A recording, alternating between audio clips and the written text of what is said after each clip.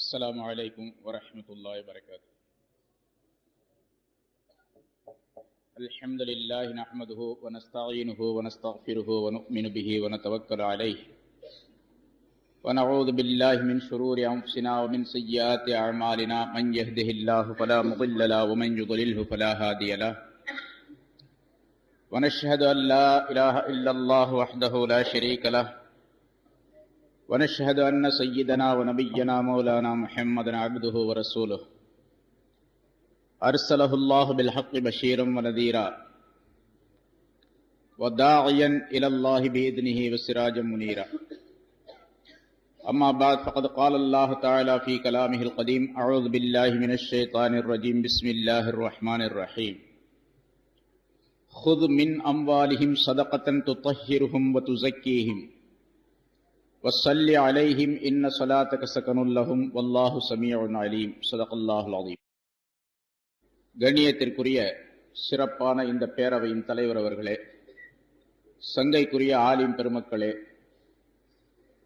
இங்கே நடுநிசியை தாண்டியும் ஆர்வமாக அமர்ந்திருக்கின்ற பெரியோர்களே, சகோதரர்களே, ஜமாஅத்துல் உலமாவின் சார்பாக ஏற்பாடு செய்யப்பட்ட இந்த கூட்டம் நல்ல பல கருத்துக்களை புனிதமான இந்த இரவிலே மக்களுக்கு வழங்குவதற்காக வேண்டி ஏற்பாடு செய்யப்பட்டிருப்பது மிகச்சிறந்த ஒரு அம்சமாகும். இங்கே சிறந்த உலமாக்கள் மூலமாக நல்ல பல தலைப்புகள் கொடுக்கப்பட்டு கருத்துக்கள் சொல்லப்பட வேண்டும் என்பதாக ஏற்படுத்தப்பட்டிருப்பது, அதுவும் குறிப்பாக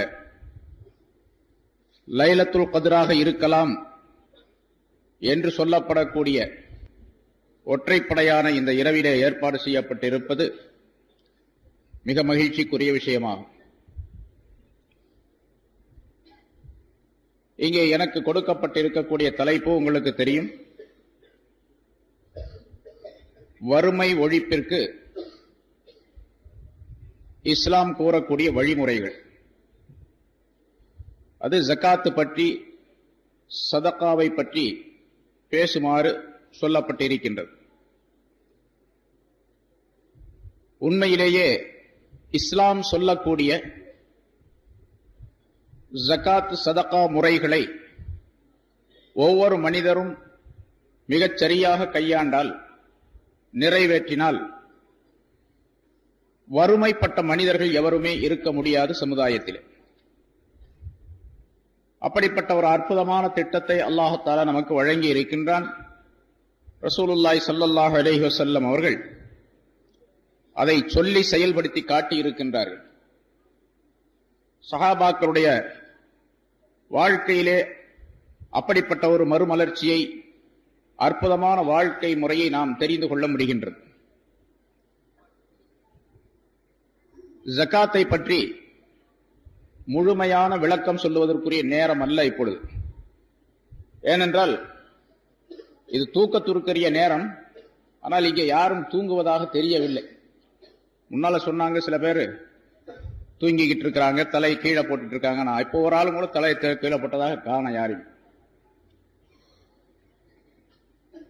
ஆர்வமாக கேட்க வேண்டும் என்ற ஒரு எண்ணம் இருக்கின்றது என்பதை உங்களுடைய முகங்கள் சொல்லி காட்டுகின்றன. ஜகாத்தை பற்றி முன்னோடியாக சில விளக்கங்கள், சில விஷயங்கள் சொல்லப்பட வேண்டும். ஆனால் அதற்குரிய நேரம் இல்லாத காரணத்தால் அதனுடைய சுருக்கமான விளக்கம் உங்களுக்கு சொல்லப்படுகின்றது. ஜகாத்தை பற்றி சொல்லப்படுகின்ற காரணத்தால் பல கேள்விகள் உங்களுடைய உள்ளத்திலே எழும் என்ற காரணத்தால் கேள்விக்குரிய நேரமும் இங்கே ஒதுக்கப்பட்டிருக்கின்றது. சொல்லப்படக்கூடிய விஷயங்களில் இருந்து சந்தேகங்கள் வந்தால் எழுத்து மூலமாக ஒரு துண்டு சீட்டிலே நீங்கள் எழுதி கொடுத்து விட்டால் இன்ஷா அல்லாஹ் அதற்குரிய பதில்கள் சொல்லப்படும். அல்லாஹ் தஆலா இபாதத், வணக்கம் என்பதை ஒரு குறிப்பிட்ட வகையில் மட்டும் அமைத்திருக்கவில்லை. தொழுகை, நோன்பு போன்றவற்றை உடல் சம்பந்தப்பட்ட வணக்கமாக அமைத்திருக்கின்றான். மனிதனுக்கு கொடுக்கப்பட்டிருக்கக்கூடிய பொருளாதாரத்தின் அடிப்படையிலும் இபாதத்துகள் நியமனம் செய்யப்பட்டிருக்கின்றன.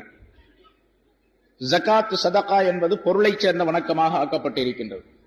இபாதத்தே மாலி என்பதாக சொல்லப்படும். அதே போன்று ஹஜ் என்பதை பொருள் சம்பந்தப்பட்ட, உடல் சம்பந்தப்பட்ட அனைத்து துறையில் உள்ள வணக்கமாக அல்லாஹ் ஹஜ்ஜை அமைத்து வைத்திருக்கின்றான். எனவே பொருள் சம்பந்தப்பட்ட இந்த வணக்கத்திலே எப்படியெல்லாம் மனிதர்கள் செயல்பட வேண்டும் என்பதற்கு குர்ஆனிலே பொதுப்படையாக அல்லாஹ் சட்டங்களை சொல்லி ரசூலுல்லாஹி ஸல்லல்லாஹு அலைஹி வஸல்லம் அவர்கள் அதற்கு பூரணமான விளக்கத்தை நமக்கு தந்திருக்கின்றார்கள். இஸ்லாமிய ஆட்சியாக இருந்தால் இந்த ஜகாத்துடைய பொருளை ஒவ்வொரு மனிதரிடத்திலிருந்தும் யார் அதற்கு தகுதி பெற்றிருக்கின்றார்களோ அவர்களிடத்திலிருந்து வசூல் செய்து, யாருக்கு கொடுக்க தகுதி பெற்றவர்களாக, வாங்க தகுதி பெற்றவர்களாக இருக்கின்றார்களோ அவர்களிடத்தில் அதை கொடுப்பது என்பது இஸ்லாமிய ஆட்சி முறையாகும். அல்லாஹு தஆலா ரசூலுல்லாஹி ஸல்லல்லாஹு அலைஹி வஸல்லம் அவர்களுக்கு கட்டளையிடும் பொழுது, "ஹுது மின் அம்வாலிஹிம் ஸதகத்தன் துத்தஹிருஹும் வ துஸக்கீஹிம்", நபியே அவர்களுடைய பொருள்களில் இருந்து தர்மமாக, ஜகாத்தாக பொருள்களை நீர் எடுத்துக்கொள்வீராக. அப்படி நீர் எடுத்துக்கொள்ளக்கூடிய அந்த பொருளின் மூலமாக அவர்களை நீர் பரிசுத்தப்படுத்தக்கூடிய, அல்லது அந்த ஜகாத்தின் மூலமாக அவர்கள் பரிசுத்தம் பெறக்கூடிய ஒரு சூழ்நிலை உண்டாகிவிடும். அந்த பரிசுத்தம் என்பது வெளித்தோற்றமான பரிசுத்தம் மட்டுமல்ல, அவர்களுடைய அகப்பரிசுத்தம், மனப்பரிசுத்தமும் அவர்களுக்கு ஏற்பட்டுவிடும். துத்தஹிருஹும் வ துஸக்கீஹிம் என்ற இரண்டு வார்த்தைகளை சொல்லியதின் மூலமாக வெளித்தோற்றமான சுத்தமும் அந்தரங்கமான மனப்பரிசுத்தமும் அவர்களுக்கு ஏற்படக்கூடிய வகையை ஜகாத்துடைய பொருளை நீர் பெறுவதன் மூலமாக அவர்களுக்கு ஏற்படுத்தி தருவீராக என்று அல்லாஹ் தஆலா சொல்லுகின்றார். வஸல்லி அலைஹிம், யார் ஜகாத் பொருளை கொடுக்கின்றாரோ அவருக்கு நீர் துஆ செய்வீராக. இன்ன ஸலாத்தக ஸகனுல் லஹும், உம்முடைய துஆ அவர்களுக்கு அமைதியை தரக்கூடியது, நிம்மதியை தரக்கூடியது என்பதாக அல்லாஹ் குறிப்பிடுகின்றார். இந்த ஆயத்திலே ஜகாத்துடைய பொருளை கட்டாயமாக வசூல் செய்ய வேண்டும் என்று அல்லாஹ் தஆலா கட்டளையிடுகின்றார். இஸ்லாமிய ஆட்சி முறையாக இருந்தால்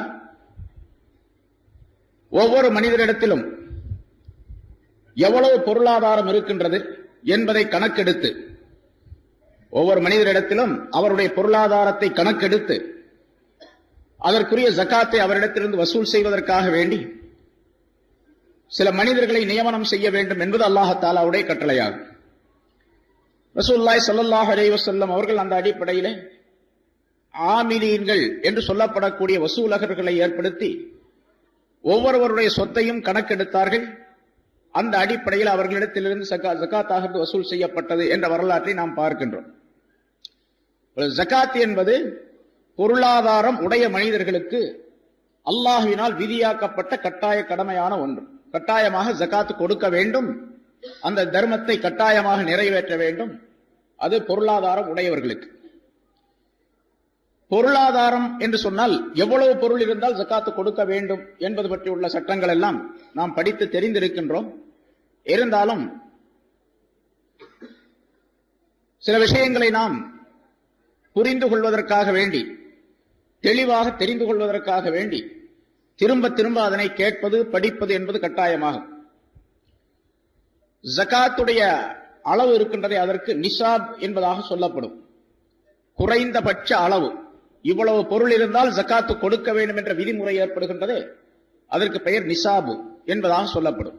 ஜகாத்துடைய, அதாவது பொருளாதாரத்துடைய மினிமம், குறைந்தபட்ச அளவு. ஜகாத்துடைய பொருள் ரசூலுல்லாஹி ஸல்லல்லாஹு அலைஹி வஸல்லம் அவருடைய காலத்திலே தங்கம், வெள்ளி என்ற இரண்டு வகையான பொருள்கள் புழக்கத்திலே இருந்தன. அது செலாவணியாக அந்த காலத்திலே இருந்தது. அதே போன்று கால்நடைகள் சொத்துக்களாக இருந்தன. பிறகு நிலபுலன்கள் இருந்தன, தோட்டம் துறவுகள், நிலங்கள் என்பவையெல்லாம். பொருள் சம்பந்தப்பட்ட விஷயத்திலே தங்கம் வெள்ளி என்பது அடிப்படையாக ஆக்கப்பட்டிருக்கின்றது. அதை வைத்துத்தான் பொருளை நிர்ணயம் செய்வது மதிப்பிடப்பட்டு இருக்கின்றது. தங்கத்திலே ரசூலுல்லாஹி ஸல்லல்லாஹு அலைஹி வஸல்லம் அவர்கள் சொல்லக்கூடிய அளவை வைத்து 20 மிஸ்கால் என்பதாக ஹதீஸிலே குறிப்பிடப்படுகின்றது. அது ஆய்வாளர்களினுடைய ஆய்வின்படி, அறிஞர்களுடைய ஆய்வின்படி இந்த காலத்திலே உள்ள அளவுக்கு 87.5 கிராம் தங்கம், 87.5 கிராம் தங்கம் ஒருவரிடத்தில் இருந்தால் அதிலிருந்து அவர் ஜக்காத்து கொடுக்க வேண்டும். 87.5 கிராமுக்கு குறைவாக ஒருவரிடத்தில் இருந்தால் அவர் மீது ஜக்காத்து விதியாகாது. 87.5 கிராம் தங்கம் இருக்க வேண்டும். அதாவது 11 சவரனுக்கு 1/2 கிராம் குறைவாக இருக்கின்றது.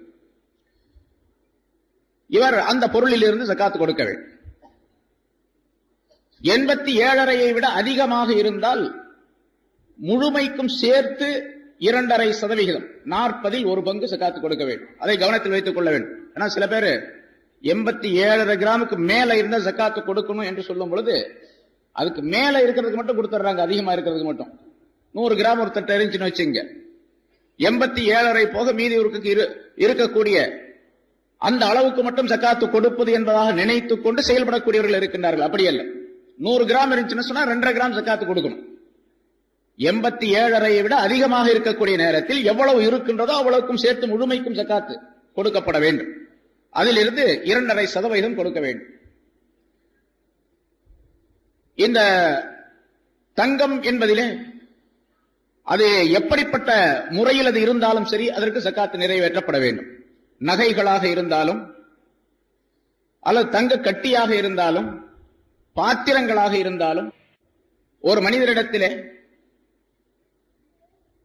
இருக்கக்கூடிய அந்த தங்கத்தில் 87.5 கிராம் அது எப்படிப்பட்ட பொருளாக இருந்தாலும் சரி அதிலிருந்து கொடுக்கப்பட வேண்டும். இமாம் ஷாஃபி ரஹ்மத்துல்லாஹி அலைஹி அவர்கள் இதிலிருந்து ஒரு விதிவிலக்கை சொல்லித் தருகின்றார்கள். பெண்கள் வழக்கமாக அணியக்கூடிய ஆபரணங்கள் அணிகலன்களாக அவர்களிடத்தில் இருந்தால், சாதாரணமாக ஒவ்வொரு நாட்டிலையும் ஒவ்வொரு ஊர்லயும் சில பெண்களுக்கு பழக்கங்கள் இருக்கு. கழுத்துல ஒரு செயின் போட்டிருப்பாங்க, கைகளில் வளையல் போட்டு இருப்பார்கள், காது மூக்குகளிலே ஆபரணங்கள் போட்டு இருப்பார்கள். இப்படி வழக்கமாக அவர்கள் அணியக்கூடிய ஆபரணங்களாக இருந்தால், தங்க நகைகளாக இருந்தால் அதற்கு ஜகாத்து கிடையாது. அணியக்கூடிய இது ஷாஃபி மதஹ்புல தான். அதனால எல்லாருமே ஹனஃபி மதஹ் பூரா ஷாஃபி மதமா மாறி உடனே இப்படி எல்லாம் தந்திரத்தை கையாளுவது என்பதும் கூடாது. அதையும் கவனிக்கணும். ஹனஃபி மதஹபை சேர்ந்தவர்கள் இப்படித்தான் செய்ய வேண்டும். ஷாஃபி மதஹப்காரர்களுக்கு அவர்களுக்கு விதிவிலக்கு உண்டு. இப்படி செய்யறவங்களும் உண்டு. பெஞ்சாதி ஷாஃபியா இருப்பாங்க, கணவர் ஹனஃபியா இருப்பாரு, அல்லது கணவர் ஷாஃபியா இருப்பாரு, பெண் ஜாதி ஹனஃபியா இருப்பாங்க. இப்ப மனைவியா ஷாஃபியாக இருக்கக்கூடிய இந்த கணவரிடத்துல தன்னுடைய பொருளை கொடுத்து வைத்து விட்டு, நகையை கொடுத்து வைத்து விட்டு திரும்ப அந்த ஜக்காத்துடைய காலம், அதாவது வருஷத்திற்கு ஒரு தடவை ஜக்காத்து கொடுக்கப்பட வேண்டும். வருஷத்துக்கு ஒரு தடவை கொடுக்கணும், வயசுக்கு ஒரு தடவை கொடுக்கறது இல்ல. ஏன்னா ஒருத்தர் கேட்டாரு, ஏன் ஜக்காத்து ஹஜ்ரத் ஜக்காத்து வருஷத்துக்கு வயசுக்கு ஒரு தடவையா வருஷத்துக்கு ஒரு தடவையா அப்படின்னு கேட்டாரு. வருஷம் அல்லாஹ் தஆலா தினந்தோறும் செய்ய வேண்டிய சில கடமைகளை ஏற்படுத்தி இருக்கின்றான். ஆண்டுக்கு ஒரு தடவை செய்ய வேண்டிய சில கடமைகளை ஏற்படுத்தி இருக்கின்றான். ஆயுளிலே ஒரு தடவை செய்ய வேண்டிய கடமைகளையும் அல்லாஹ் தஆலா நியமனம் செய்திருக்கின்றான். ஜக்காத்து, நோன்பு என்பதெல்லாம் ஒவ்வொரு ஆண்டும் அது கடைபிடிக்கப்பட வேண்டியவை, கட்டாயமாக செய்ய வேண்டியவை. சரி, இப்போ ஷாஃபி மதஹபை சேர்ந்தவர்களுக்கு சில விதிவிலக்கு உண்டு. பெண்கள் வழக்கமாக அணியக்கூடிய ஆபரணங்களுக்கு ஜக்காத் என்பது கிடையாது. ஆனா எவ்வளவு அணிய வேண்டும் என்று நாட்டினுடைய வழக்கம் இருக்கின்றதோ அதை நாம் தெரிந்து கொள்ள வேண்டும். அந்த முறைப்படிக்கு அதற்கு ஜக்காத் விதிவிலக்கு உண்டு என்பதை நாம் கவனித்துக் கொள்ள வேண்டும். அதனால எல்லா நகைகளையும் தூக்கி போட்டுக்கிட்டு இதுக்கு ஜக்காத்து கிடையாது என்பதாக நினைத்தால் அல்லாஹுக்கு தெரியும் இவங்க வழக்கமா போட்டுக்கிட்டு இருக்கக்கூடிய நகை எவ்வளவு, இவங்க எவ்வளவு தந்திரம் செய்கின்றார்கள் அல்லாஹுக்கு தெரியும். அதனால அல்லாஹ் தஆலாவுடைய அந்த பிடியிலிருந்து அவர்கள் விடுபட்டு விட முடியாது. அதை நன்றாக நாம் நினைவில் வைத்துக் கொள்ள வேண்டும். சரி, இப்போ தங்கத்திலே 87.5 கிராம் இருந்தால் ஜக்காத் வாஜிபா. அது தங்கமாக கொடுத்தாலும் சரி, அல்லது அதனுடைய விலையை மதிப்பிட்டு அதிலிருந்து 40 ஒரு பங்கு, 100 கிராம் மதிப்புள்ள தங்கம் ஒரு இடத்தில் நகைகளாக இருக்கின்றன. அது எவ்வளவு விலை மதிப்பு பெறுகின்றதோ அதிலிருந்து 40 ஒரு பங்கு, 2.5% ஜகாத் கொடுத்து விட வேண்டும். வெள்ளியாக இருந்தால் ஸல்லல்லாஹு அலைஹி வஸல்லம் அவருடைய ஹதீஸிலே 200 திர்ஹங்கள் என்பதாக சொல்லப்பட்டு இருக்கின்றது. அது இன்றைய கணக்குப்படிக்கு 612.5 கிராம் வெள்ளி. 612.5 கிராம் ஒருவரிடத்தில் வெள்ளி இருந்தால் அதிலிருந்து ஜகாத் வாஜிப், அதாவது 2.5% கொடுக்கப்பட வேண்டும். இப்போ நம்ம நாட்டில் இருக்கக்கூடிய எல்லா நாடுகளிலும் இப்போ நோட்டுகள், செலாவணி, கரன்சிகள் இருக்கின்றன. ஒவ்வொரு நாட்டிலும் ஒவ்வொரு விதமான பணம் புழக்கத்திலே இருக்கின்றது. ரசூலுல்லாஹி ஸல்லல்லாஹு அலைஹி வஸல்லம் அவருடைய காலத்திலே இருந்து 2 விதமான பொருள்கள் தான், நாணயங்கள் தான் இருந்தன, நோட்டுகள் கிடையாது. தங்கம், வெள்ளி, தீனார், திர்ஹம் என்ற பெயரிலே அந்த தங்கமும் வெள்ளியும் செலாவணிகளாக இருந்து வந்தன. அதற்கு பிறகு இப்படி மூட்டை மூட்டையாக அந்த நாணயங்களை சுமக்க முடியவில்லை என்ற காரணத்தால் அதனுடைய மதிப்பீட்டுக்கு நோட்டுகள் செய்ய ஆரம்பித்தார்கள். அரசாங்கத்தின் மூலமாக அது வெளியிடப்பட்டது. இப்ப அது காலம் முழுவதும் நடைபெற்றுக் கொண்டு இருக்கின்றது. அந்த நோட்டுடைய மதிப்பு 1 ரூபாய், 2 ரூபாய், 5 ரூபாய், 10, 1000, 10,000 ரூபாய் எண்ணுள்ள ரூபாயும் சில நாடுகளிலே இருக்கின்றன. நம்ம நாட்டில் 500 சரி. சில நாடுகள்ல 1000 உண்டு, 5000 உண்டு, 10,000 உண்டு, இப்படி எல்லாம் இருக்குது. இது அந்த தங்கத்தையும் வெள்ளியும் வைத்து மதிப்பீடு செய்யப்பட்டு அந்த நோட்டுகள் தயார் செய்யப்படுகின்றன. இப்ப நம்முடைய செலாவணி நோட்டுகள், பணங்கள் இருக்கின்றனவே, இதற்கு அந்த 612.5 கிராம் வெள்ளி இருக்கின்றதே, அதனுடைய மதிப்புக்கு ஒருவரிடத்தில் பொருள் இருந்தால் அவர் மீது ஜகாத் வாஜிபாகும். 1 கிலோ வெள்ளி 7000 ரூபாய் வச்சுங்க. 1 கிலோ வெள்ளி 7000 ரூபாய் என்று சொன்னால் 612 கிராம் வெள்ளி எவ்வளவு விலை ஆகின்றதோ அந்த அளவுக்கு ஒருவரிடத்தில் பணம் இருந்தால் அவர் மீது ஜகாத் வாஜிபாகும். சில பேர் சொல்லுவாங்க தங்கத்தை மதிப்பிட்டு, சில பேர் அப்படி சில குழப்பங்கள் செய்து கொண்டிருக்கக்கூடிய சில வாலிபர்கள், மனிதர்கள் இருக்காங்க, அவங்க சொல்லக்கூடிய கருத்து, அதாவது தங்கத்தை வைத்துத்தான் மதிப்பிட்டு பொருளை கணக்கிட வேண்டும் என்பதாக. அப்படி கிடையாது. உலமாக்களுடைய ஏகோபித்த அபிப்பிராயம் என்று பத்துவா தீர்ப்பளிக்கப்பட்ட சொல் என்னவென்று சொன்னால், வெள்ளியை வைத்துத்தான் இந்த பணத்தை கணக்கிட வேண்டும். 612.5 கிராம் உதாரணமா 7000 ரூபாய் அப்படின்னு சொன்னா 612 கிராம் ஒரு 4000 ரூபாய் ஆகுதுன்னு வச்சுங்க. இந்த 4000 ரூபாய் ஒரு மனிதரிடத்தில், உதாரணத்துக்காண்டி சொல்ற 4000 அல்ல, கணக்கு கரெக்டா போட்டுக்கணும். நீங்க 612.5 கிராம் வெள்ளி என்ன விலை ஆகின்றதோ அந்த விலையை கணக்கு போட்டுக்கணும். அந்த 4000 ரூபாய் ஒரு மனிதரிடத்தில் இருந்தால் அவர் மீது ஜகாத் வாஜிப். ஆனா 4000 ரூபாய் இப்பதான் அவர்கிட்ட கிடைச்சிருக்குது. இந்த மாசத்துல ரமலான் மாசம் பிற 23வது நாள் அன்று இன்னைக்கு தான் 4000 ரூபாய் வந்திருக்குது. இன்னைக்கே ஜகாத் வாஜிப் இல்லை, அவர் மீது கடமை இல்லை. அதற்கும் சில சட்டங்கள், நிபந்தனைகள் இருக்கின்றன. கிடைத்த அந்த பொருள் இன்றிலிருந்து அடுத்த ஆண்டு ரமலான் மாதம் பிற 23வது நாள் வரைக்கும் அவரிடத்தில் இருக்க வேண்டும். 1 வருஷம் போகணும், ஹவுலானுல் ஹவுல், 1 வருஷம் வரைக்கும் அந்த பொருள் அவரிடத்தில் இருக்க வேண்டும்.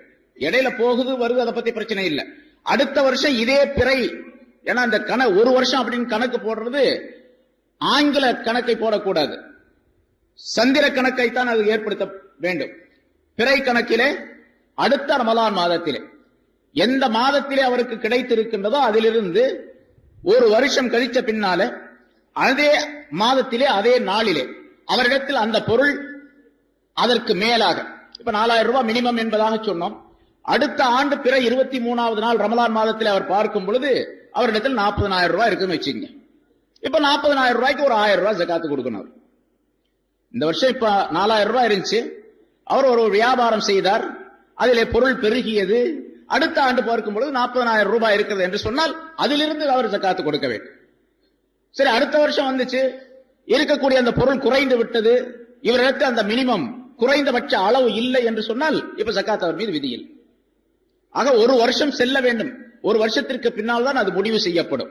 இவர் மீது ஜகாத் வாஜிபாகின்றதா இல்லையா என்பது பற்றி முடிவு செய்யப்படும்.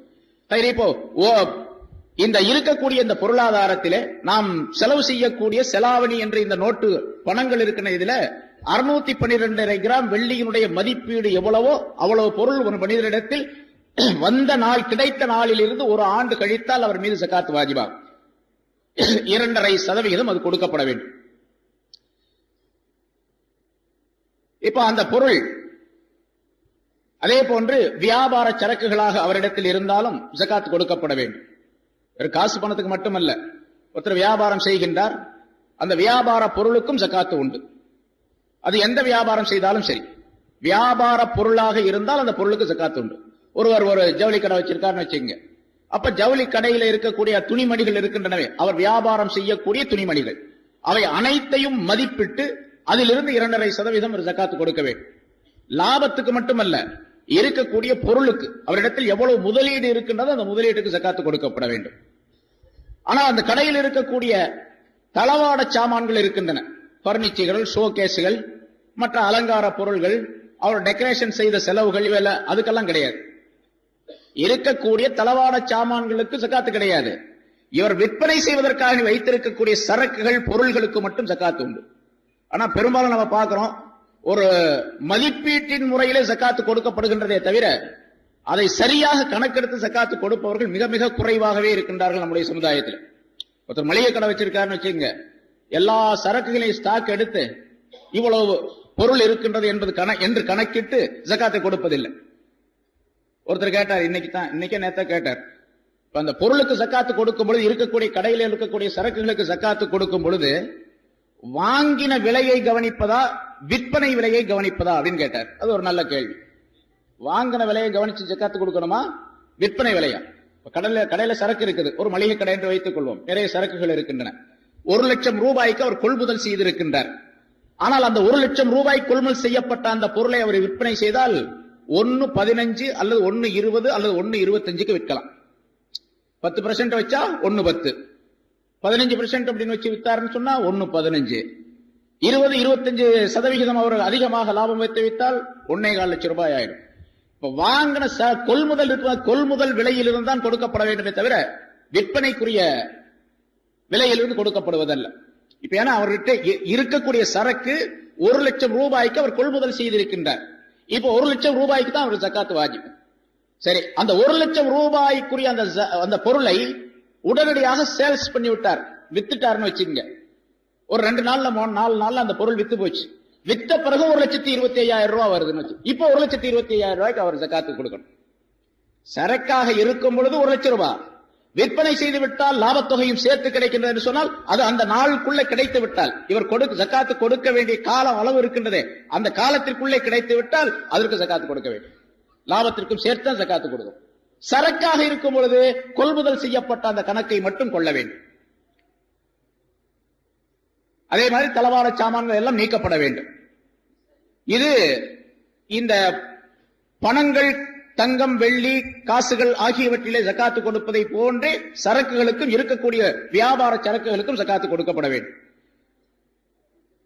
அசையா பொருள்கள், அசையா சொத்துக்கள் என்று சொல்லப்படக்கூடிய வீடு, மனைகள், அதே போன்ற நிலங்கள் ஆகியவற்றிற்கெல்லாம் ஜகாத்து கிடையாது. ஒரு பெரிய பில்டிங் வச்சிருக்காரு, ஒரு 10 மாடி கட்டணம் அவரிடத்தில், அல்லது 10 வீடுகள் அவரிடத்தில் இருக்கின்றன, 10 கட்டடங்கள் இருக்கின்றன. இந்த கட்டடங்களுக்கு ஜகாத்து கிடையாது. கட்டடங்களில் இருந்து என்ன வருமானம் வருகின்றதோ அதற்கு மட்டும் அவருக்கு ஜகாத்து உண்டு. கட்டடங்களுக்கு ஜகாத்து கிடையாது. அதே போன்று ஒரு நிலம் வைத்திருக்கின்றார், அந்த நிலம் எவ்வளவு எத்தனை ஏக்கராக இருந்தாலும் சரி, நிலத்திற்கு ஜகாத்து கிடையாது. நிலத்திலிருந்து என்ன பொருள் விளைந்து வருகின்றதோ அதற்கு ஜகாத். ஆனா அந்த ஜகாத்து தனியானது. அது இந்த 2.5% அப்படிங்கிறது அல்ல. ஏன்னா ஜகாத்துல 2.5% ஒரு வகை, 5% இன்னொரு வகை, 10% இன்னொரு வகை, 20% இன்னொரு வகை, 4 வகையான அமைப்பிலே ஜகாத் கொடுக்கப்பட வேண்டும். நாம பெரும்பாலும் நம்முடைய பொருளாதாரத்தை, அதாவது நாம் செலவு செய்யக்கூடிய அந்த பொருளை வைத்து தங்கம், வெள்ளி, வியாபார சரக்குகள் ஆகியவற்றிலே 2.5% கொடுக்கப்படுவது வழக்கத்திலே இருந்து கொண்டிருக்கின்றது. நிலம் சம்பந்தப்பட்ட, நிலத்திலே விளைந்து வரக்கூடிய விளைச்சல் சம்பந்தப்பட்ட விளை பொருள்களிலிருந்து 5%, 10% என்ற 2 வகையான அமைப்புகள் உண்டு. அதே போன்று ஒரு மனிதனுக்கு நிலத்திலிருந்து கிடைக்கக்கூடிய புதையல்கள் இருக்கின்றன. அவருடைய நிலத்தில் எதிர்பாராமல் நிலத்திலிருந்து வரக்கூடிய பொருள்கள், இந்த புதையல்கள் என்பதாக சொல்லப்படும். நிலத்திலே புதைந்து கிடக்கக்கூடிய பொருள்கள், கனிம பொருள்கள். இந்த கனிம பொருள்களுக்கு 20% ஜகாத் கொடுக்கப்பட வேண்டும். சரி, அதெல்லாம் நீண்ட சட்ட விளக்கங்கள் உள்ளது. நமக்கு வழக்கத்திலே உள்ளது 2.5% ஜகாத் கொடுக்கப்படக்கூடிய தங்கம், வெள்ளி, வியாபார சரக்குகள் போன்றவற்றிலே நாம் முறையாக அந்த ஜகாத்தை செலுத்தினால் அல்லாஹ் தஆலா சொல்லுவதை போன்று வறுமை ஒழிப்புக்கு மிகச் சிறந்த சாதனமாக அல்லாஹ் தஆலா இந்த ஜகாத்துடைய அமைப்பை ஆக்கி வைத்திருக்கின்றான். ஒவ்வொருவரும் தம்முடைய பொருளாதாரத்திற்கு உரிய முறையிலே ஜகாத் என்பதை நிறைவேற்றிவிட்டால் இன்ஷா அல்லாஹ் எந்த மனிதரும் ஏழையாக இருக்க முடியாது. எந்த மனிதரும் சமுதாயத்திலே ஏழை என்பவர் இருக்க முடியாது. நம்முடைய சமுதாயத்தினுடைய தேவைகள் அனைத்தையும் முழுமையாக நிறைவேற்றுவதற்கு, எல்லா விதமான நன்மைகளையும் அதன் மூலமாக நிறைவேற்றிக் கொள்வதற்கு உரிய வழிவகைகளை அல்லாஹ் தஆலா ஜகாத்தின் மூலமாக அமைத்து வைத்திருக்கின்றான். ஜகாத் என்பது இப்பொழுது சொல்லப்பட்ட அமைப்பிலே நிறைவேற்றப்பட வேண்டும். அதே நேரத்தில் ஜகாத் சம்பந்தமாக ஏராளமான விளக்கங்கள் இருக்கின்றன. இப்போ வியாபாரம் சம்பந்தப்பட்ட சில விளக்கங்கள் சொன்னோம். அதிலே வியாபாரம் செய்வதிலே பல்வேறு வகைகள், பல்வேறு முறைகள் இன்று உலக அரங்கிலே இருந்து கொண்டிருக்கின்றன. வியாபாரத்திலே எப்படி நாம் செயல்படுகின்றோம், எப்படி வியாபாரம் செய்கின்றோம் என்ற முறையை பொறுத்து ஆலிம்களிடத்தில் கேட்டு அந்த அவருக்கு இருக்கக்கூடிய அந்த முறை, எந்த முறையிலே அவர் வியாபாரம் செய்கின்றாரோ அந்த வியாபாரத்தில் இருந்து, அவருக்கு கிடைக்கக்கூடிய பொருள்களில் இருந்து எவ்வளவு ஜகாத்து கொடுக்கப்பட வேண்டும் என்பதை நல்ல ஆளுங்களிடத்தில் கேட்டு தெரிந்து அந்த ஜகாத்தை முழுமையாக நிறைவேற்றக்கூடிய தன்மையை நாம் உண்டாக்கி கொள்ள வேண்டும். ஏனென்றால் ஒரு வியாபாரம் தனிமையாக செய்வதும் உண்டு, கூட்டாக செய்வதும் உண்டு. ஷேர் என்பதாக சொல்லப்படக்கூடிய பங்குதாரர்கள் பல பேர் சேர்ந்து ஒரு வியாபாரத்தை செய்கின்றார்கள். 2 பேர் வச்சுங்க, 2 பேர் ஒரு வியாபாரத்தை செய்கின்றார்கள். ஒருவர் கொஞ்சம் பொருள் அதிலே போட்டு இருக்கின்றார், மற்றொருவர் இன்னும் சில பொருள்களை அவர் போட்டிருக்கின்றார். உதாரணமாக ஒரு 1,00,000 ரூபாய் பெருமான ஒரு வியாபாரம் செய்யப்படுகின்றது.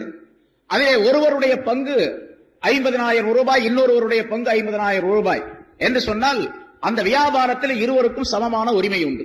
இப்பொழுது இருவரும் சமமாக இருக்கக்கூடிய பொருள்களில் இருந்து ஜகாத்து கொடுக்க வேண்டும். 2 பேர் போட்டிருக்கிறாங்க, ஆளுக்கு பாதி பாதி என்ற நிலையிலே அவருடைய அந்த பொருளாதாரம் இருந்தால் சரியாக ஆளுக்கு பாதியாக அந்த ஜகாத்தை கொடுக்க வேண்டும்.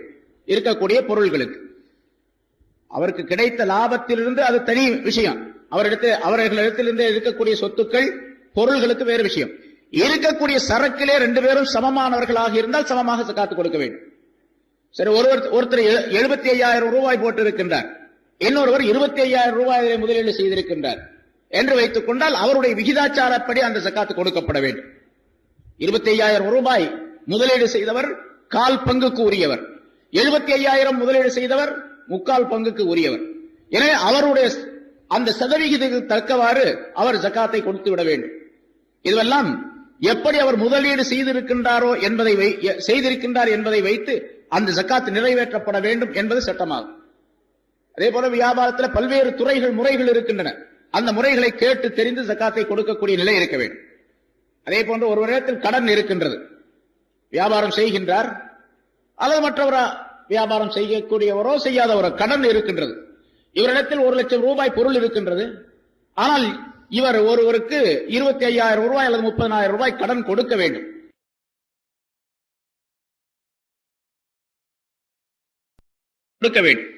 ஒருவர் வியாபாரியாக இருக்கின்றார். வியாபாரிகள் பெரும்பாலும் கடன் கொடுக்கல் வாங்கல் என்பது சர்வசாதாரணமாக தொடர்ந்து நடைபெறக்கூடிய ஒரு விஷயம். வியாபாரம் சம்பந்தப்பட்ட விஷயத்திலே வியாபாரம் செய்கின்றார். இவர் கொடுக்க வேண்டிய கடன் இருக்கின்றது, இவருக்கு வர வேண்டிய நிலுவையும் கடன்களும் இருக்கின்றன. இந்த நிலையிலே இவர் எப்படி ஜகாத்து கொடுப்பது என்றால் அந்த கடன் தொகையை பொறுத்து அதனுடைய முறைகளை நாம் கணக்கிட வேண்டும். ஜகாத் வியாபாரம் செய்யக்கூடிய ஒரு மனிதர், இவருக்கு ஒரு 50,000 ரூபாய் வெளியிலிருந்து கடன் வர வேண்டியது இருக்கின்றது என்று வைத்துக் கொள்வோம். கடன் வர வேண்டியது இருக்கின்றது. இவரிடத்தில் இருக்கக்கூடிய சரக்குகள் 1,00,000 ரூபாய் இருக்கின்றது என்றால் இவர் வர வேண்டிய அந்த கடனையும் சேர்த்து கணக்கிட்டு 1,50,000 லட்சம் ரூபாய்க்கு ஒரு ஜகாத்து கொடுக்க வேண்டும். அதே நேரத்திலே இவர் கொடுக்க வேண்டிய கடன் இருக்கின்றது, இவர் அடுத்தவருக்கு கடன் கொடுக்க வேண்டும். அது ஒரு 25,000 ரூபாய் இருக்கின்றது என்று வைத்துக் கொள்வோம். கொடுக்க வேண்டிய கடனை அதிலிருந்து கழித்து விட வேண்டும். கொடுக்க வேண்டிய கடனை கழித்து விட்டு வர வேண்டிய கடனை சேர்த்து கொண்டு கணக்கு பார்த்து ஜகாத்து கொடுக்கப்பட வேண்டும். சரி, இந்த வர வேண்டிய கடன் இருக்குது பாருங்க, அந்த கடன்ல 3 வகையான அமைப்புகள் இருக்கின்றன.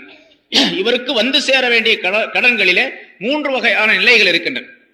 சில பேர் கடன் கொடுத்திருப்பார், அந்த கடன் நிச்சயமாக வந்து சேரும் என்ற எண்ணம் உறுதி இவரிடத்தில் இருக்கின்றது. ஏனென்றால் கடன் கொடுத்ததற்காக வேண்டி அவர் எழுதி வாங்கி இருக்கின்றார், அல்லது நம்பிக்கையான ஒரு மனிதரிடத்தில் கடன் கொடுத்திருக்கின்றார். கொடுக்கப்பட்ட அந்த கடன் நிச்சயமாக வந்து சேரும் என்ற உறுதியான எண்ணம் அவருக்கு இருந்தால், உறுதியான நிலை இருந்தால், அந்த கடனுக்கு பேர் தைன கவி, உறுதியான கடன், நிச்சயமாக அது வந்து சேர்ந்து விடும் என்ற நம்பிக்கை அவருக்கு உண்டு. இப்ப அந்த கடனுக்கும் சேர்த்து இவர் ஜக்காத்து கொடுக்க வேண்டும். இவருக்கு வர வேண்டிய அந்த கடனுக்கும் சேர்த்து ஜக்காத்து கொடுக்க வேண்டும். இன்னொரு கடன் இருக்கிறது, தைன முத்தவசித், நடுநிலையான கடன் என்பதாக சொல்லப்படும். அது இவருடைய ஒரு வீட்டை விற்பனை செய்திருக்கின்றார், அல்லது ஒரு நிலத்தை விற்பனை செய்திருக்கின்றார், அல்லது இவருடைய ஏதாவது ஒரு பொருளை விற்பனை செய்திருக்கின்றார். விற்பனை செய்து ஒப்பந்தம் செய்யப்பட்டு இருக்கின்றது, ஆனால் இன்னும் பணம் வந்து சேரவில்லை. வீட்டை வித்த பணம், நிலத்தை வித்த பணம், அல்லது வேறு ஏதேனும் ஒரு பொருளை விற்ற பணம் இன்னும் வந்து சேரவில்லை. இப்ப அந்த பணம் வந்து சேர்ந்தால்தான் இவருக்கு உறுதி என்பது நிலையாகும். ஏன்னா அந்த வீட்டை வித்தாச்சு, சொல்லியாச்சு, ஆனால் அந்த பணம் வர வேண்டியதை எதிர்பார்த்து கொண்டு இருக்கின்றார். கடைசி நேரத்தில் அவர் வேணான்னு சொன்னாலும் சொல்லிடுவார், வாங்கின இந்த நம்ம செய்த ஒப்பந்தத்தை ரத்து பண்ணிடுவோம், உங்களுக்கு எவ்வளவு நஷ்டமாகுதோ அதை தந்துடுறேன் என்பதாக சொல்லி அதை ரத்து செய்யக்கூடிய சூழ்நிலை ஏற்படும். இப்ப வீட்டை விற்ற பணம், நிலத்தை விற்று இன்னும் வர வேண்டிய பணம் இருந்தால் அதற்கு பேர் தைன முத்தவசித் என்பதாக சொல்லப்படும்.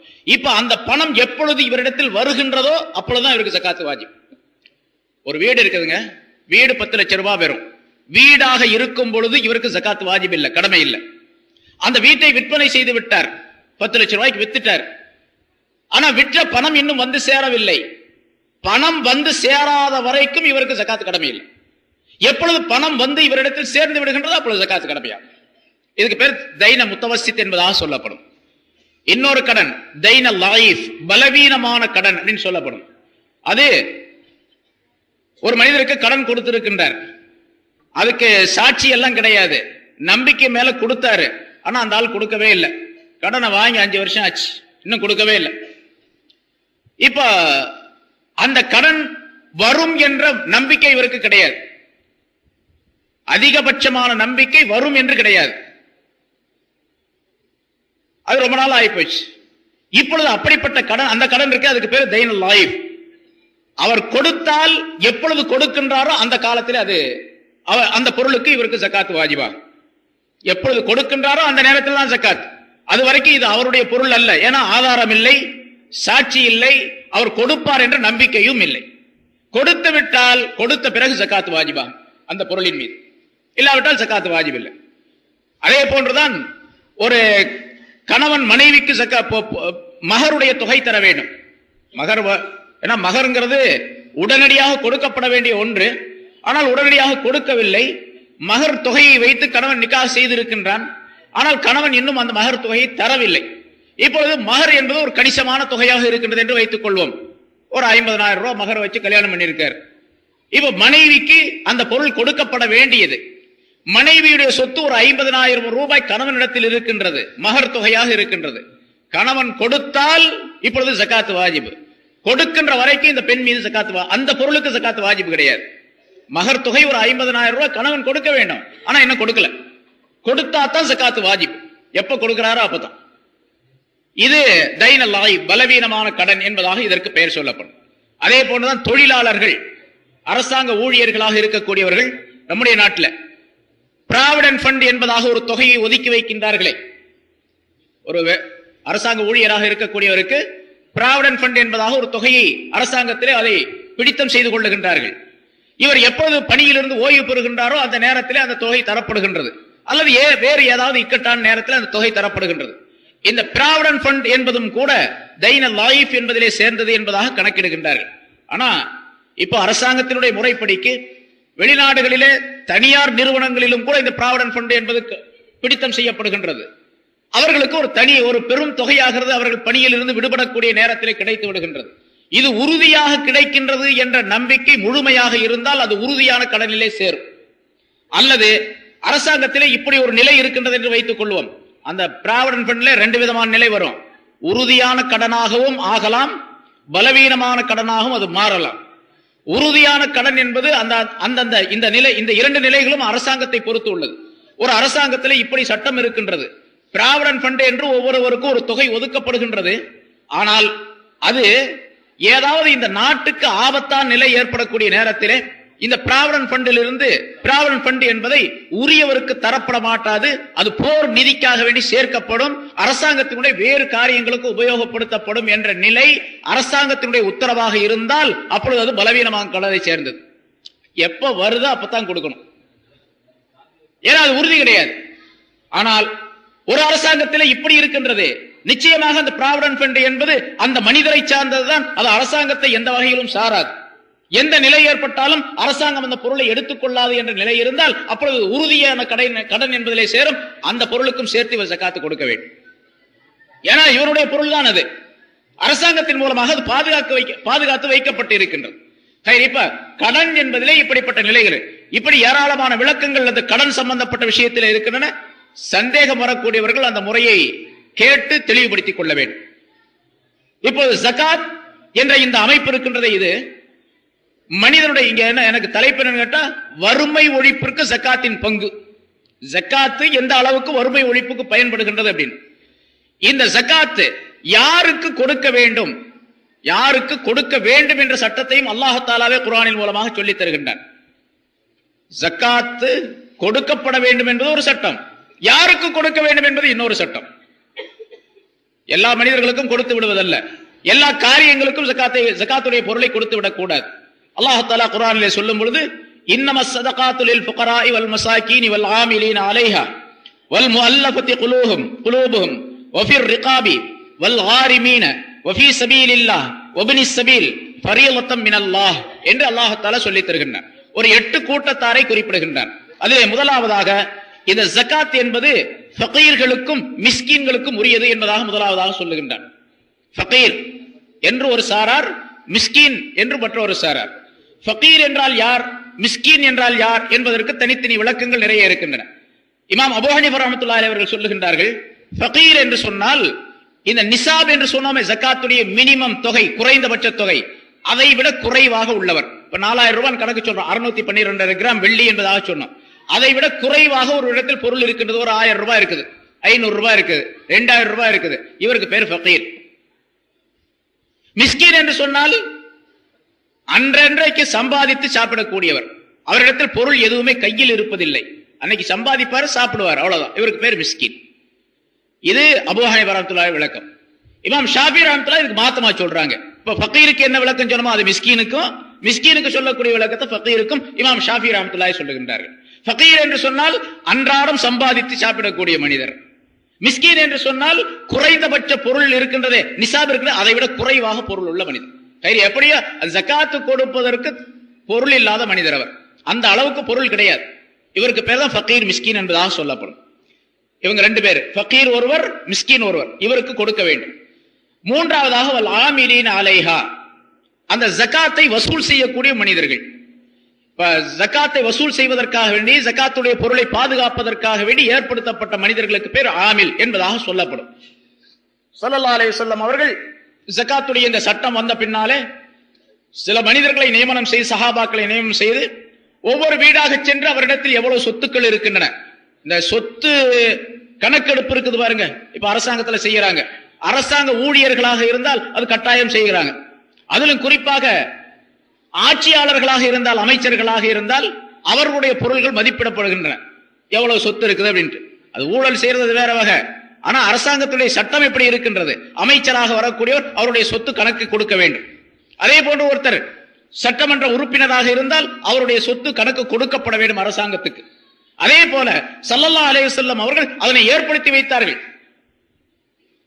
இந்த முறை ஏற்படுத்தப்பட்டது இப்பொழுது அரசாங்கத்தின் மூலமாக அல்ல, ரசூலுல்லாஹி ஸல்லல்லாஹு அலைஹி வஸல்லம் அவர்களுக்கு அல்லாஹ் தஆலா சொல்லி அந்த சட்டத்தை ஏற்படுத்தி தந்தார்கள். ஒவ்வொரு வீட்டிலும் சென்று எவ்வளவு சொத்து இருக்கின்றது, எவ்வளவு நிலங்கள் இருக்கின்றன, எவ்வளவு கால்நடைகள் இருக்கின்றன என்பதை கணக்கெடுத்து அந்த வீட்டிலே அவர்கள் வசூல் செய்வார்கள்.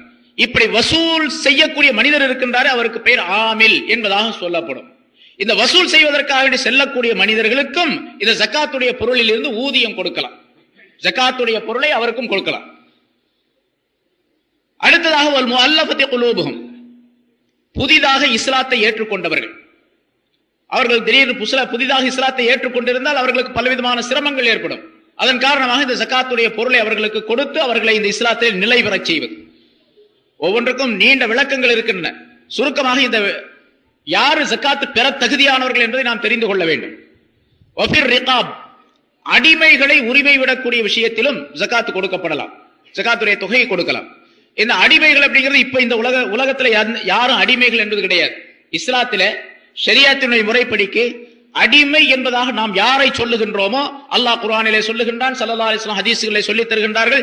அடிமைகள் என்பதாக நாம் கருதுகின்றோமோ சொல்லுகின்றோமோ அந்த அடிமைகள் யாருமே கிடையாது. ஏன்னா அடிமை என்பவர் இஸ்லாத்திலே போர்க்களத்திலே கைதியாக்கப்பட்டு ஜிஹாத் என்ற போர் நடைபெற வேண்டும். ஜிஹாத் என்று இஸ்லாத்திலே ஒன்று உண்டு. அது இந்த தீனை பாதுகாப்பதற்காக வேண்டி, தீனை மேலோங்க செய்வதற்காக வேண்டி, எதிரிகளிடத்திலிருந்து தங்களை தற்காத்துக் கொள்வதற்காக வேண்டி புரியப்படக்கூடிய போருக்கு பெயர் ஜிஹாத் என்பதாக சொல்லப்படும்.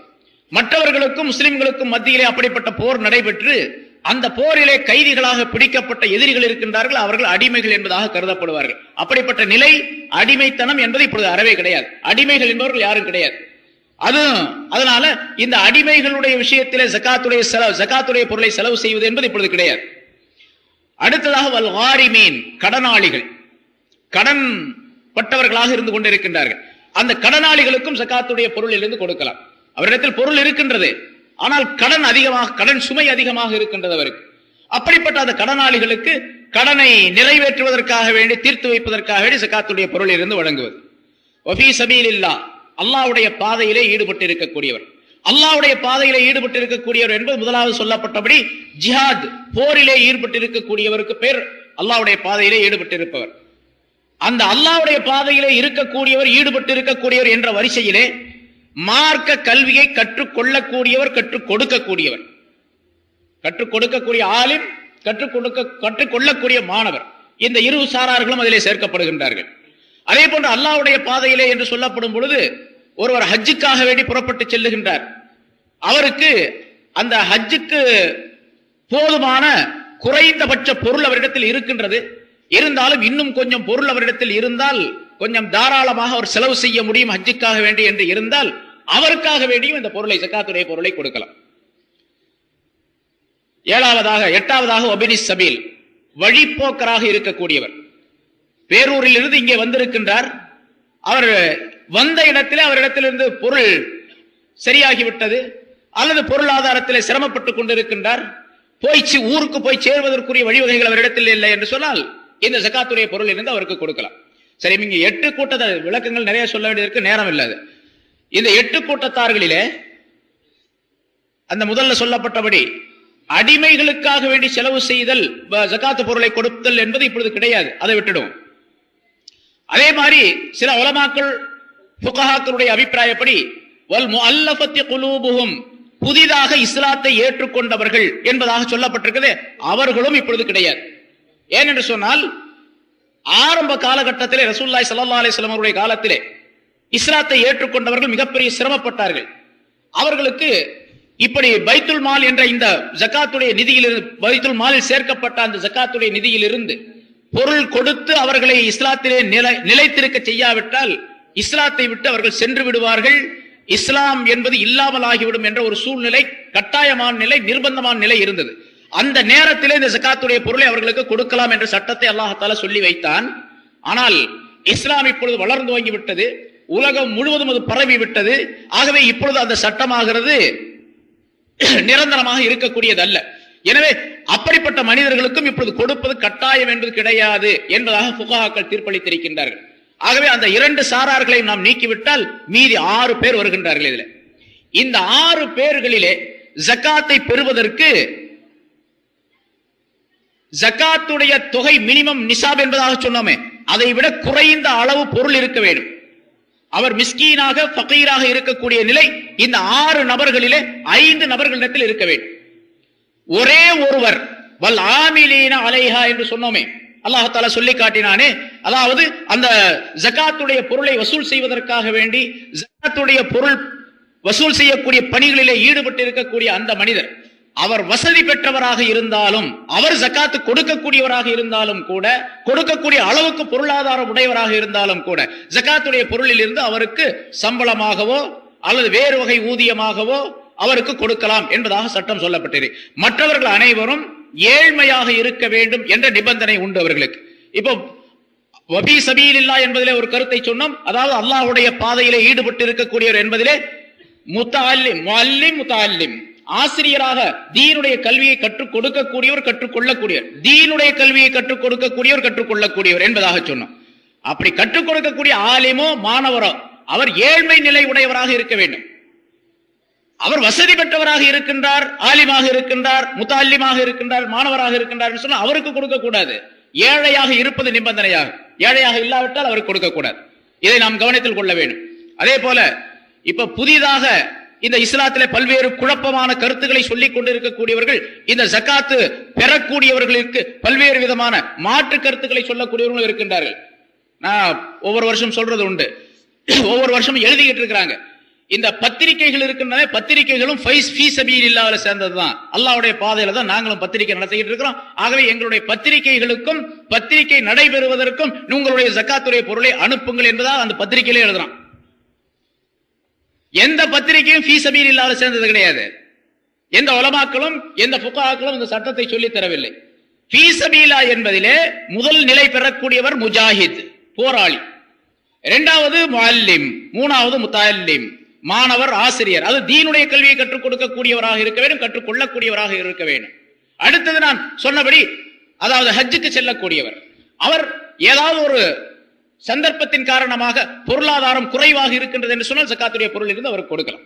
இந்த சட்டத்தை நாம் தெரிந்து கொள்ள, ஏன்னா ஃபீ சபீலில்லாஹ், நாங்களும் ஃபீ சபீலில்லாஹ் தான் இருக்கிறோம், எங்களுக்கும் கொடுங்க என்று சொல்லிக் கொண்டு வரக்கூடியவர்கள் பலர் இருக்கிறாங்க.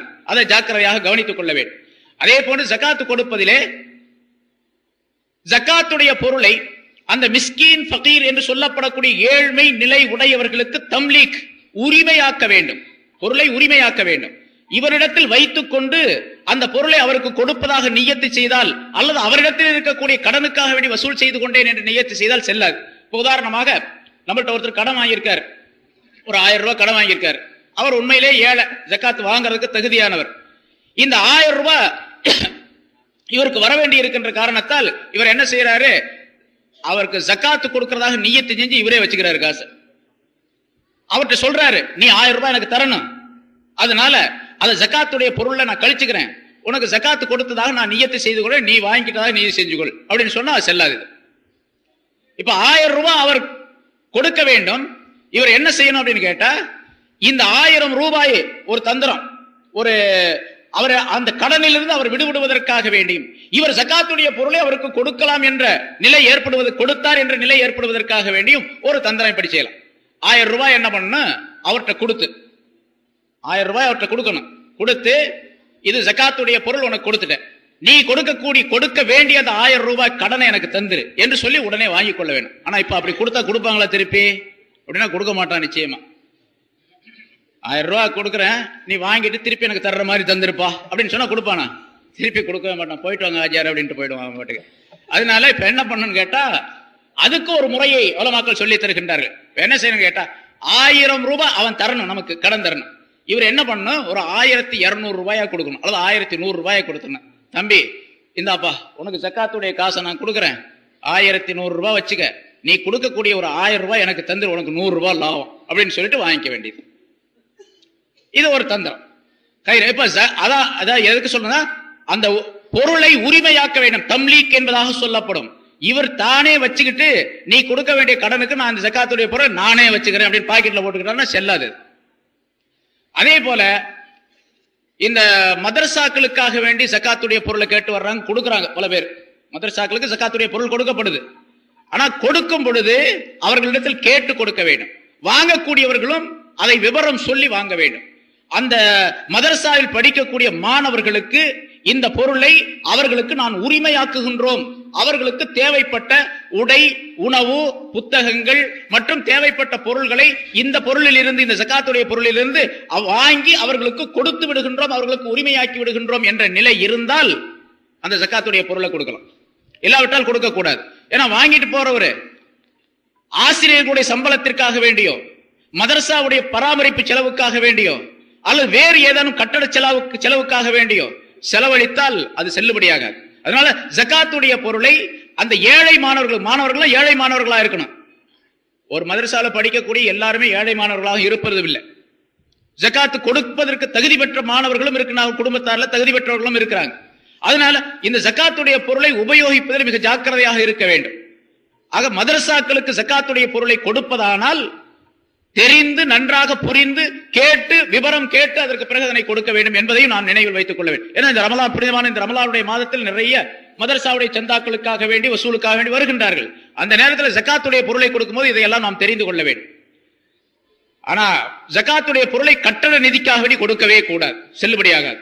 மஸ்ஜிதுகளுக்காக வேண்டி அல்லது வேறு பராமரிப்பு செலவுகளுக்காக வேண்டி வேறு ஏதேனும் ஒரு தேவைக்காக வேண்டி வருகின்றார், ஒரு கட்டடத்துக்காக வேண்டியோ பராமரிப்புக்காக வேண்டியோ வேறு ஏதேனும் ஒரு காரணத்திற்காக வேண்டியோ வருகின்றார் என்று சொன்னால் கட்டடம் சம்பந்தப்பட்ட விஷயங்களுக்காக வேண்டி ஜகாத்துடைய பொருளை கொடுப்பது செல்லுபடியாகாது. சில பேர் இந்த ஒவ்வொரு மஸ்ஜிதிலையும் நம்ம பார்க்கிறோம், ஜும்மா நாள்ல மற்ற நாள்கள்ல வசூல் செய்யறாங்க, துண்டு ஏந்தி வசூல் செய்யறாங்க. வெளியே போறவங்க ஜகாத்துடைய பொருளை தாராளமான துண்ணுல போட்டு போயிடுறாங்க, மஸ்ஜிதுக்கு வசூல் செய்யறாங்க. ஆனா அதுலயே இந்த ஜகாத்துடைய பொருளை அந்த மஸ்ஜிதுக்காக கொடுத்துட்டு போயிடுறாங்க. அது கேட்கறதும் கிடையாது, விவரம் தெரியறதும் இல்லை. அப்படியே கொடுத்து கொண்டே இருக்கக்கூடிய பல மனிதர்கள் இருக்கின்றார்கள். ஜகாத் அவர்களுக்கு நிறைவேறாது என்பதை நாம் கவனத்தில் கொள்ள வேண்டும். ஜகாத்துடைய பொருளை ஃபகீர் மிஸ்கின் ஏழ்மை உடைய மனிதர்களுக்கு மட்டும் உரிமையாக்கி வைக்க வேண்டும், அவர்களுக்கு அதனை சொந்தமாக்கி வைக்க வேண்டும் என்பதை கவனத்தில் கொண்டு செயல்பட வேண்டும். இப்படி ஏராளமான விளக்கங்கள் இருக்கின்றன. அந்தந்த நேரத்திலே உங்களுக்கு என்னென்ன சந்தேகங்கள் வருகின்றனவோ அந்த சந்தேகத்தை கேட்டு நிவர்த்தி செய்து கொள்ள வேண்டும். இங்க நிறைய சீட்டு வந்துருச்சு. இறைவனால் விதிக்கப்பட்ட ஜகாத்தில் கூட மதுஹப் முறையை காட்டி சலுகை என்பது உண்டா? சலுகை என்பது முறையா? ஹனபி மதுஹபை சார்ந்தவர்கள் மட்டும் ஏன் அணிகலன்களுக்கு ஜகாத்து வழங்க வேண்டும், ஷாஃபியாக்களுக்கு மட்டும் சலுகை? இது ஹதீஸ்ல இருக்குது. ஹதீஸ்ல பொதுவா தங்க நகைகளுக்கு ஜகாத்து கொடுக்க வேண்டும் அப்படிங்கிறது. அதை ஆய்வு செய்யக்கூடிய உலமாக்கள் இமாம்கள் என்ன செய்யறாங்க, அவங்களுடைய ஆய்வுல அவர்களுடைய இஜ்திஹாத் என்று சொல்லப்படக்கூடிய அந்த ஆய்வின் காரணமாக அதுக்கு போட்டிருக்கக்கூடிய நகைகளுக்கு உண்டா இல்லையா அப்படிங்கிற பிரச்சனை வரும் பொழுது இமாம் ஷாஃபி ரஹ்மத்துல்லாஹி அலைஹி அவருடைய ஆய்வின்படி போட்டிருக்கக்கூடிய வழக்கமாக போட்டுக் கொண்டிருக்கக்கூடிய நகைகளுக்கு ஜகாத் தேவையில்லை. அது ஏன்னு கேட்டா அது அவர்கள் வழக்கமாக ஆபரணமாக அவர்கள் அலங்காரத்திற்காக வேண்டி பயன்படுத்தக்கூடிய பொருட்கள் அதற்கு ஜகாத்து கிடையாது என்பதாக சொல்லுகின்றார்கள். இது இஜ்திஹாத் என்ற நிலையை சேர்ந்தது. அது அதனால அவர்களுடைய இஜ்திஹாதுடைய ஆய்விலே என்ன சட்டம் அவர்கள் வகுத்து சொல்லி இருக்கின்றார்களோ அது மார்க்கத்தில் அனுமதிக்கப்பட்டு இருக்கின்றது. அதுல போய் பிரச்சனை பண்றதுக்கு நமக்கு அதிகாரம் கிடையாது. அதனால ஷாஃபி ஹனபி என்ற மதுஹபினுடைய முறைப்படிக்கு எப்படி அதுக்கு விளக்கப்பட்டிருக்கோ அந்த விளக்கப்படி நாம் செயல்பட வேண்டுமே தவிர நம்ம போய் அதுல குறுக்கிட்டு இந்த முறை சரியில்லை அந்த முறை சரியில்லைன்னு சொல்றதுக்கு நமக்கு அதிகாரம் கிடையாது. இது முன்னால் நான் நம்ம நிறைய பிரச்சனை செய்யப்பட்டு இருக்கின்றது. மதுஹப் யாரு கூடாதுன்னு சொல்றாங்களோ அவங்க தான் இந்த பிரச்சனை பண்ணணும். மதுஹப் தேவையில்லை, இமாம்கள் தேவையில்லை. இப்ப ஒரு புது கொள்கை இருக்குது பாருங்க, அந்த புது கொள்கையின் படிக்க அங்க போயிட்டே இருக்கிறோம் அப்படின்னு சொல்றவங்க தான் இங்க பிரச்சனை பண்ணுமே தவிர மற்றவர்கள் இந்த பிரச்சனைக்கே வரக்கூடாது. அந்தந்த மதுஹபை சேர்ந்த இமாம்கள் என்ன சட்டங்களை சொல்லி இருக்கிறார்கள் சட்டங்களை கட்டாயமாக கடைபிடிக்க வேண்டும். முன்னாலே சொல்லியிருக்கிறேன், பல தடவை சொல்லப்பட்டிருக்குது, நீங்க கேட்டும் இருப்பீங்க. அதை ஷரியாத்தை முழுமையாக பின்பற்ற வேண்டும் என்று சொன்னால் இமாம்களை பின்பற்றி ஆகணும், மதுஹப் பின்பற்றி ஆகணும். மதுஹபை பின்பற்றாமல் நான் ஷரியாத்தை பின்பற்றுகின்றேன் என்று சொல்வது முடியாது. ஏன்னா ஷரியாத் என்பது 4 அமைப்புகளை கொண்டது. குர்ஆன், ஹதீஸ், இஜ்மா, கியாஸ் என்று சொல்லப்படக்கூடிய 4 அமைப்புகளை கொண்டது. 4ல ஒண்ணு இல்லாவிட்டால் கூட இந்த ஷரியாத் முழுமை பெறுவது முடியாது அப்படிங்கிறது தெளிவாக சொல்லப்பட்ட விஷயம். அதை கவனத்தில் கொள்ள வேண்டும். அரசு ஊழியருக்கு விபத்து ஏற்பட்டு அதன் மூலம் சிகிச்சை செய்த பணம் வங்கியில் ரூபாய் 20,000 போல் உள்ளது, அதற்கு ஜகாத் கொடுக்க வேண்டுமா? விபத்து ஏற்பட்டு அதன் மூலம் சிகிச்சை செய்த பணமா, கிடைச்ச பணமா, என்ன சொல்றாங்க? நஷ்ட அதுல கூட 20,000 ரூபாய் இருந்துச்சு ஜகாத்து கொடுக்கணும். ஏன்னா அது அவருடைய பணம் தானே, அரசாங்கத்தின் மூலமாக இவருடைய விபத்துக்காக கொடுக்கப்பட்டிருக்கு, அதுக்கு ஜகாத்து கொடுக்கணும். ஒருத்தருக்கு கொடுக்கக்கூடிய கடன் மற்றும் உள்ளது, இந்த பணத்தை சேர்த்தால் தான் ஜகாத்து வாஜிபாகும், இல்லை என்றால் ஜகாத்துடைய அளவு ஆகாது. இந்த சூழ்நிலையில் ஜகாத்து வாஜிபா, அதாவது வரக்கூடிய கடனை இருக்கக்கூடிய பொருளோடு சேர்ந்தா தான் ஜகாத்து வாஜிபாகும் அப்படிங்கிறாரு. அந்த வரக்கூடிய கடன் உறுதியான கடனா, நடுநிலையான கடனா அல்லது பலவீனமான கடனா அப்படிங்கறத பார்த்து செய்யணும். உறுதியான கடன் என்பதாக இருந்தால்தான் இருக்கக்கூடிய காசோடு சேர்த்து ஜகாத்து வாஜிபாகுதா அப்படிங்கறத கவனிக்கணும். ஜகாத்து வாங்கி விற்பதற்கு உள்ள பொருள்களுக்கு உண்டு என்றார்கள். நிரந்தரமாக உற்பத்தி செய்யும் சாதனங்களின் மதிப்பை கணக்கு பார்த்து ஜகாத் கொடுக்க வேண்டுமா? என்னது? நிரந்தரமாக உற்பத்தி செய்யும் சாதனங்களின் மதிப்பை கணக்கு என்ன விளங்கல எனக்கு, அது என்னன்னு விளங்கல, நேரடியாக கேட்டுங்க. ஷரியாத் பைனான்ஸ் நடத்தி வருபவர்களிடமிருந்து முதலீடு பெற்று இருந்தால் அந்த முதலீட்டிற்கு முதலீட்டாளர் ஜக்காத்து கொடுக்க வேண்டுமா, முதலீடு பெற்றவர் கொடுக்க வேண்டுமா?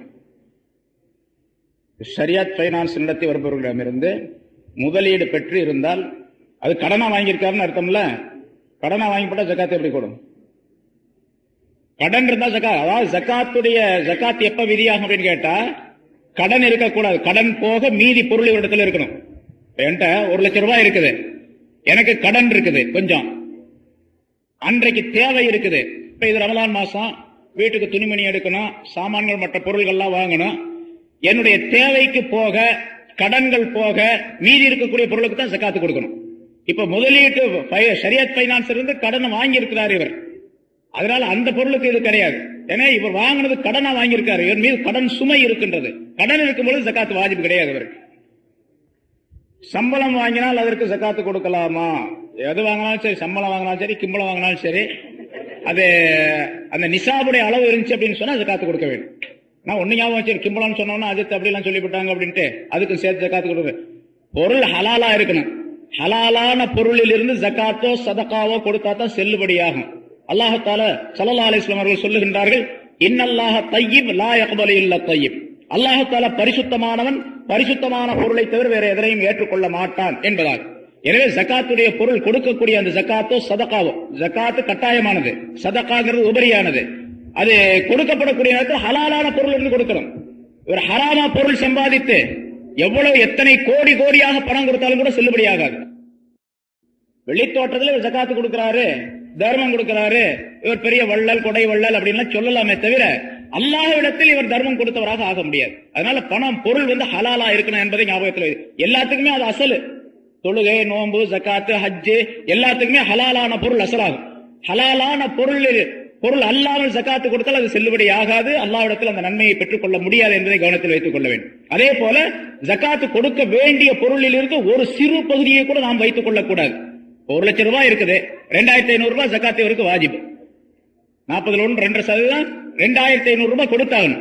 2500 ரூபாயில 2499 ரூபாய் கொடுத்தா 1 ரூபாய் ஒரு வச்சுக்கிட்டாருன்னு வச்சுங்க, அப்பவும் அந்த ஜக்காத்துடைய பொருளில் இருந்து ஒரு பகுதி இவருடைய பொருளை கலந்து இருக்குன்னு அர்த்தம். 1 ரூபாய் கலந்திருந்தாலும் கூட இவருடைய அந்த எல்லா பொருள்களையும் அது அழித்து நாசமாக்கிவிடும். எல்லா பொருளையும் அழித்து நாசமாக்கிவிடும். ஸல்லல்லாஹு அலைஹி வஸல்லம் அவர்கள் சொல்லுகின்றார்கள், மா ஹாலத்தத்தில் ஜகாத் மாலன் கத்து இல்லா அஹ்லகத்துஹு. ஜகாத்துடைய பொருள் எந்த பொருளிலே கலந்து விடுகின்றதோ அந்த பொருளை இந்த பொருள் அழிக்காமல் விட்டு விடாது. ஜகாத்துடைய பொருள் எந்த பொருளிலே கலந்து விடுகின்றதோ அந்த பொருளை இந்த பொருள் அழிக்காமல் விட்டு விடாது. அதனால இந்த அழிவு அப்படிங்கிறது உலகத்திலேயே தெரியும், அல்லது மௌத்துக்கு பின்னால தெரியும். ஆகவே ஜக்காத்துடைய சட்டங்கள் ஏராளமாக விரிவாக இருக்கின்றன. அதை கேட்டு தெரிந்து கொள்ள வேண்டும்.